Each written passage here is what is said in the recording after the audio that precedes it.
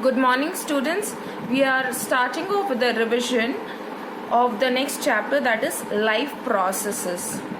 Under this, we have nutrition in plants. Nutrition in plants can be divided into two broad categories. One is autotrophic nutrition and heterotrophic nutrition.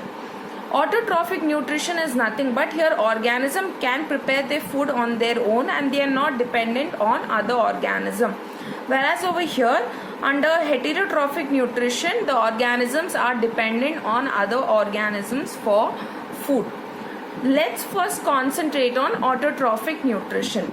Now autotrophic nutrition prepare their food by the process known as photosynthesis. Photosynthesis is seen in green plants and also green parts of the plant. This is what happens in photosynthesis. This particular reaction is very important. Okay, in presence of carbon dioxide and water, which is a raw material, these two are combined in presence of sunlight, which is absorbed by the pigment known as chlorophyll. Remember, chlorophyll is a pigment. Chloroplast is an organelle in which chlorophyll is present to give rise to glucose molecule, to give rise to oxygen and water molecule. And balancing the equation is very important. And this particular glucose molecule will eventually get converted to starch, and starch is a reserve form of food in plants, whereas in animals it is a glycogen that is a reserve form of food. Now there are three important events that is taking place during photosynthesis. With the examination point of view, these 3 points are very important. First is the absorption of light energy by chlorophyll pigment. Then this light energy is converted to chemical energy. It is nothing but the glucose molecule, that is nothing but the chemical energy. And during that process we see, when the conversion is happening, there is splitting up of water molecule into hydrogen and oxygen. And finally, third step is there is reduction of carbon dioxide to carbohydrate. These are the three important steps that you need to remember, or the three events that occur during the photosynthesis process. We have covered photosynthesis, formation of starch. Third point is stomata.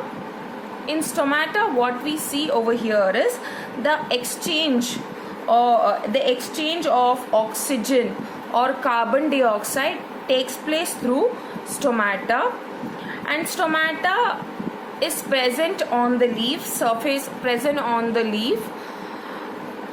It has got the presence of two guard cells.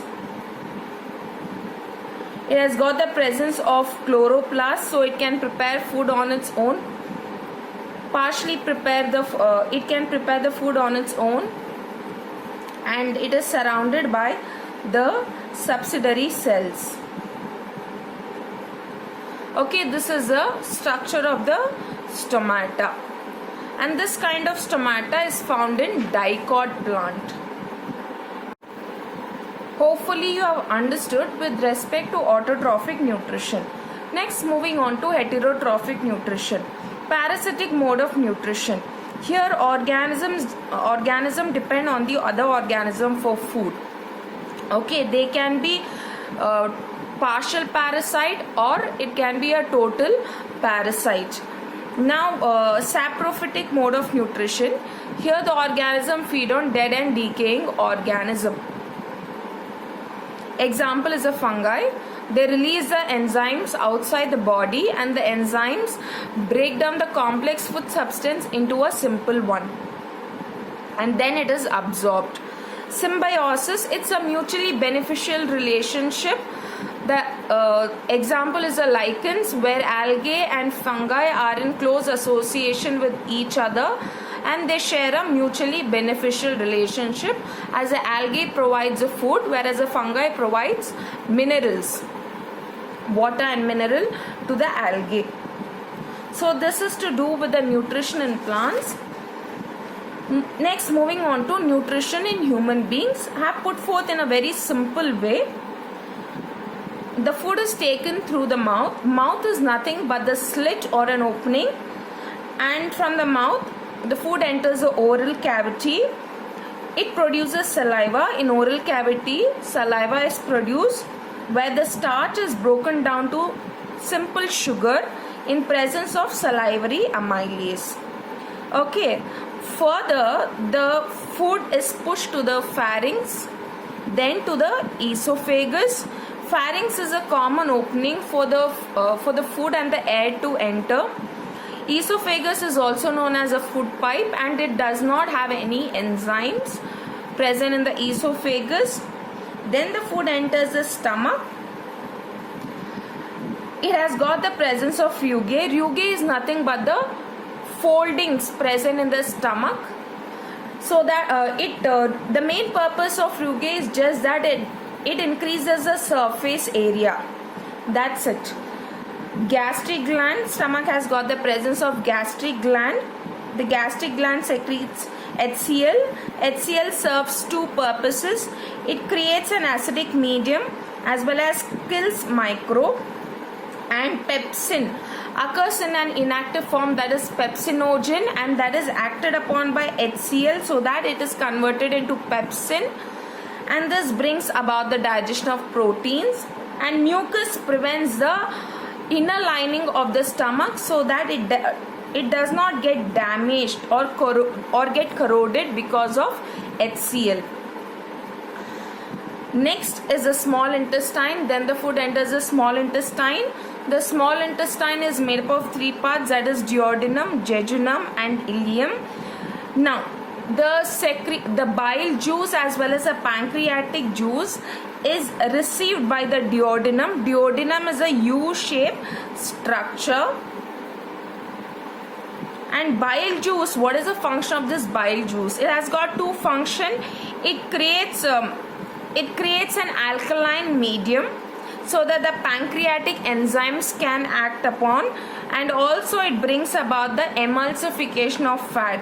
When I say emulsification of fat, it is nothing but large fat globules are broken down into simple fat globules known as micelles. So large big molecules of fat are broken into smaller one. That is emulsification of fat. Pancreatic juice has got the presence of two enzymes, that is trypsin and lipase. Trypsin acts on protein whereas the lipase acts on fat. Intestinal juice, this is secreted by the small intestine. The walls of the small intestine secrete intestinal juice. This acts on proteins and converts it into amino acid. And also small intestine has got a finger-like projection known as villi. It increases the surface area of absorption, and here in the villi the food is absorbed, and villi has got it is richly supplied with blood vessels, and the absorbed food is used for several purposes. The final step happens in the large intestine, where water is absorbed as well as undigested food is eliminated from the body. And again, a large intestine has got three parts: cecum, colon and rectum. So these are the three parts of the large intestine, and small intestine has also got three parts. And class, remember the 5 steps that is involved in digestion of food, that is ingestion, digestion, absorption, assimilation and finally egestion. Okay, these are the 5 steps, and hopefully you remember the definition of it. The definition is very important and I have given notes for it also. few terminologies that you need to remember is peristalsis and sphincter muscle. Peristalsis is nothing but alternation and contraction movement by means of which the food is pushed throughout the entire length of digestive system or alimentary canal. Sphincter muscles they prevent the backflow of the food and they present at the regular interval. For example, the entry of esophagus and stomach is guarded by the sphincter muscle.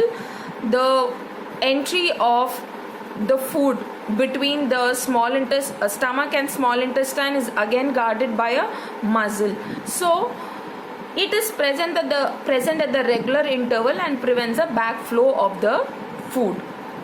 Next, dental caries. Here, if the sugars are present in the mouth, bacteria acts upon it and it is converted to an acid. And what does this acid do? It softens or demineralizes or removes the minerals from the enamel. Okay, the bacterial cell and the food particles stick together and this is known as dental plaque. And saliva cannot neutralize the acid, because of which what happen, it results in tooth decay. A hole is being created in the enamel and dentine, and finally when this tooth decay results enters the pulp portion, it results in pain, because pulp is a very sensitive portion and it has got a lot of blood vessels. So when the tooth decay reaches the pulp, it results in pain. Remember, the tooth is made up of enamel, dentine and pulp.